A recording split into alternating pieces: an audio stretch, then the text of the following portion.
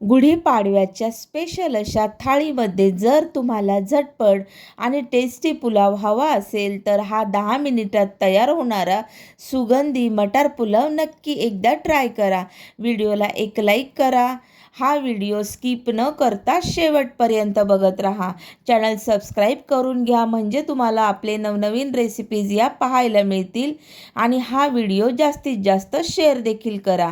नमस्कार, दीपालीज मेजवानी या मराठी यूट्यूब चॅनलवर तुमचे खूप खूप खूप मनापासून स्वागत. आज आपण पाहणार आहोत गुढीपाडव्याच्या विशेष थाळीची शान वाढवणारा आणि तेही फक्त 10 मिनिटात तयार होणारा झटपट असा मटार पुलाव. आणि त्यासाठी ना अगदी कमी साहित्य आपल्याला लागणार आहे आणि अगदी कमी साहित्यात आणि घरातील साहित्य वापरूनच आपण हा पुलाव आज बनवणार आहोत. आणि हा जो पुलाव आहे ना तर तो चिकटसुद्धा होणार नाही. अगदी सुटसुटीत असा आपला मोकळा सुटसुटीत असा भात आपला बनवून तयार होतो. मस्तपैकी ही रेसिपी आहे आणि अगदी सोपी करून मी तुमच्याबरोबर ही रेसिपी शेअर केलेली आहे. तर इथे बघू शकता तुम्ही, इथे साहित्य आहे आपल्याकडे. आलं लसूण पेस्ट आहे जी मी 2 चमचे इतकी घेतली आहे. मटार आहे, फ्रेश असा मटार. कोलम तांदूळ घेतलेले आहेत, तुम्ही इथे बासमतीसुद्धा घेऊ शकता. एक कांदा आहे, कढीपत्त्याची पानं, दालचिनी आणि एक चक्रीफूलचा तुकडा आहे. त्याचबरोबर इथे 2 तेजपत्ता, 1 टोमॅटो, हिरव्या मिरच्या, जिरं, हळद, पाणी आणि तेल लागणार आहे. एवढंच साहित्य आपल्याला लागणार आहे. सुरुवातीला हा जो कांदा आहे ना तो आपल्याला स्लाइस करून घ्यायचा आहे, उभा चिरून घ्यायचा आहे अशा पद्धतीने आणि अगदी बारीकसर असा चिरून घ्या. त्याच नंतर आपल्याला इथे ना ह्या हिरव्या मिरच्या आहेत तर त्याचं ना आपल्याला पोट फाडून घ्यायचं आहे. फक्त असं अख्ख्या मिरच्या आपल्याला ठेवायच्या आहेत आणि मधूनच आपल्याला या कट करून घ्यायच्या आहेत. म्हणजे कसं दाताखाली वगैरे येत नाहीत आणि काढायला सुद्धा सोपं जातं. त्याचबरोबर 1 टोमॅटो घेतलेला आहे, तो सुद्धा अगदी बारीकसर आपल्याला चिरून घ्यायचा आहे. तुमच्या आवडीनुसार इथे दाखवते ना तेवढ्या मोठ्या मोठ्या फोडीसुद्धा तुम्ही ठेवू शकता, पण मी अशा पद्धतीने हा चिरून घेत आहे. त्याचबरोबर इथे वाडा कोलम मी घेतलेला आहे आणि इथे तुम्ही बघू शकता मस्त बारीक असा हा तांदूळ आहे आणि हा बनल्यावर ना खूप असा मोठा लांब सडक असा होतो. तुम्ही बासमतीसुद्धा वापरू शकता. इथे मी 3 चमचे तेल या कुकरमध्ये ना गरम करून घेतलेलं आहे. यामध्ये हवं असल्यास तुम्ही तुपाचा सुद्धा वापर करू शकता. आता इथे ना आपल्याला 1 चमचाभर जिरं घालायचं आहे आणि जिरं लगेच फुलतं ना त्यामुळेच कांदा लगेच सोडून घ्यायचा आहे.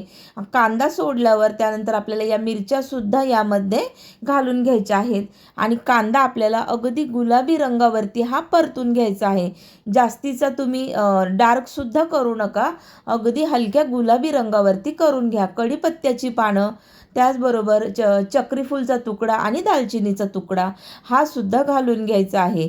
इथे 2 तेजपत्ता मी घेतलेले आहेत, ते सुद्धा यामध्ये घालून घ्यायचे. आलं लसूण पेस्ट तर ही सुद्धा आपल्याला संपूर्ण ओतून घ्यायची आहे. त्याचबरोबर एक जो चिरलेला टोमॅटो होता तो सुद्धा आपल्याला यामध्ये सोडून घ्यायचा आहे. आता पुन्हा एकदा आपल्याला हे मिक्स करायचं आहे व्यवस्थित. आणि फ्रेश असा मटार तर तो सुद्धा 1 वाटीभर घेतलेला आहे, तो सुद्धा आपण यामध्ये घालून घ्यायचा आहे. मीठ दाखवायचं राहिलं होतं आपलं, तर इथे मी मीठ घेतलेलं आहे. आणि आता ना थोडंसं यामध्ये यावरती झाकण ठेवून ना अगदी 2 मिनिटासाठी वाफ काढून घ्यायची आहे. हळद घालायची आहे, साधारण 1 चमचाभर आपल्याला हळद घालायची आहे.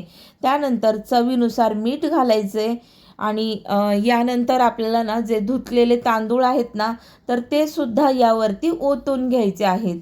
तर यामध्ये ओतून घ्यायचे आहेत आणि तुम्ही जर पाणी गरम करू शकता किंवा कुकरलाच आपण बनवतोय तर थंड पाणी ओतलं तरीही चालेल. 1.25 वाटी मी इथे पाणी घेतलेलं आहे आणि 1.5 कप इतके आपले हे तांदूळ आहेत. तर इथे मिक्स करायचं आहे व्यवस्थित. कोथिंबीर यावरती बारीक चिरून आत्ताच घालून घ्यायची आहे. आणि त्यानंतर आपल्याला ना गरम मसाला आहे हा, तर अगदी अर्धा चमचा इतका आपल्याला गरम मसाला घालून घ्यायचा आहे. आता या कुकरचं ना झाकण लावायचं आणि 3 शिट्ट्या आपल्याला मीडियम गॅसवर करून घ्यायच्या आहेत. इथे आपली शिट्टी देखील झालेली आहे. वाफ काढून घ्यायची आहे शेवटची. आणि त्यानंतर आपल्याला ना हा जो भात आहे तो तुम्ही बघू शकता, अगदी सुटसुटीत आणि दाना दाना मोकळा झालेला आहे. इतका सुंदर हा पुलाव झालेला आहे ना, अगदी झटपट होतो, कमी वेळेत होतो. आणि सणासुदीच्या दिवसात कसं असतं ना, आपल्याकडे वेळ कमी असतो, पदार्थ भरपूर असतात, तर त्यासाठी ना अगदी परफेक्ट अशी ही रेसिपी आहे.